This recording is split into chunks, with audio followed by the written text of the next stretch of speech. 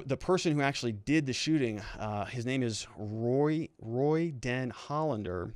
And it's just a bizarre case because the FBI said that this guy was the suspect in Judge Esler's case, but he may also be linked to the murder of a different lawyer in California.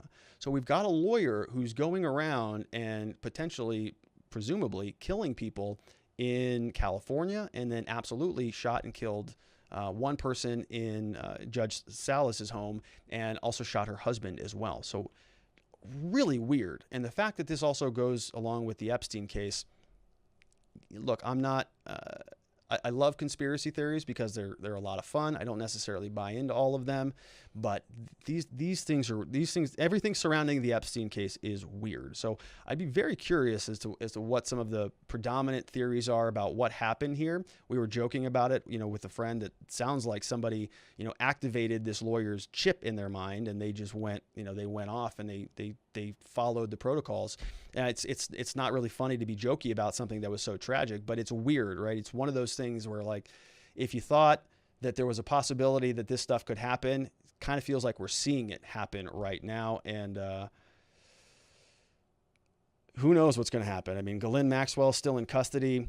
Jeffrey Epstein was, died in custody. She's still in custody. There's a lot of powerful people with eyeballs on this thing. Just as a side note, I am not suicidal at all. Just want to put that there on the record in case something happens over here. But here, Roy Den Hollander, he died. So he actually shot several people and then shot himself. And he is posed as a delivery person in both situations. He was an attorney. Apparently, he was really big into the men's rights types of movements. He was men's board. He was gotten a lot of altercations, threatening people, held a lot of grudges against other people. And so also, a pretty sick person, but kind of a weird thing that happened there. And so our condolences go out to the judge's family and to her son and her husband. I hope he recovers and survives this ordeal. And it's one of those things, when you're working in the legal industry, it's weird. A couple of years ago, there was a situation in Arizona where somebody did the same thing. They went to a number of different lawyers' offices. I think it was a probation officer, a family law attorney, and they just started shooting people. Legal cases can get very, very heated. In many situations, you're dealing with life and death. You're dealing with people who are going to go into custody for years. You're dealing with families who are being separated. Kids are being taken away from their parents, custody battles, and all sorts of these things. So absolutely tragic. Don't want to see any more of it.